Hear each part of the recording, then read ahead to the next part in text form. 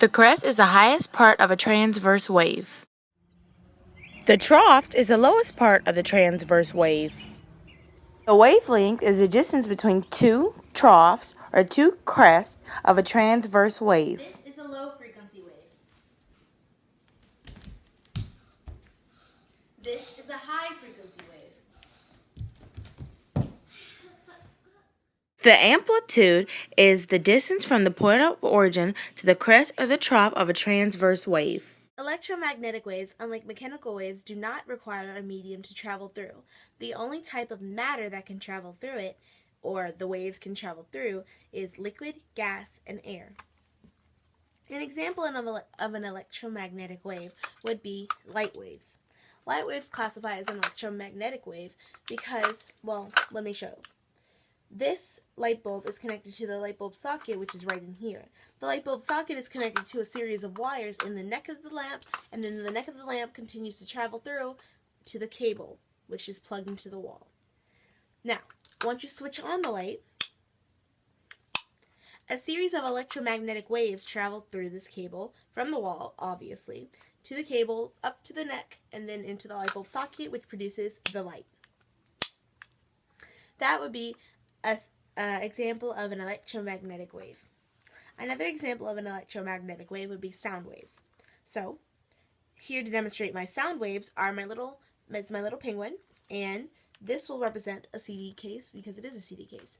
So, the sound waves is when I'm talking or I'm listening to music.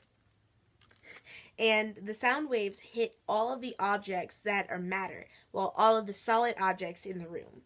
So, it hits this binder, this bed behind me, the wall, the bed in front of me, and all of my other objects in the room. So, if I am talking, which I am now, hi, this is my little talking wave, okay, my sound wave. The sound wave is going to hit the CD and bounce right back off into another direction. Thus, it gives the feel of like an echo in the room, especially if it's a big room with matter pushed out.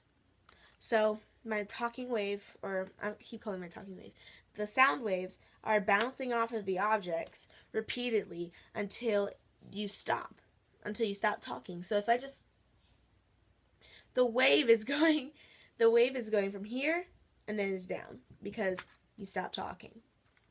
But that basically sums up the electromagnetic wave, and I hope you understood it. Bye. In this demonstration, you'll see an example of a compressional wave. When my finger slides across the brush, all the bristles go in one way, as the energy is, and when my hand slides the other way, all the energy is going that way, like a compressional wave. In a transverse wave, energy moves the matter up and down or back and forth in right angles in the direction of the wave. An example of that would be waves in water.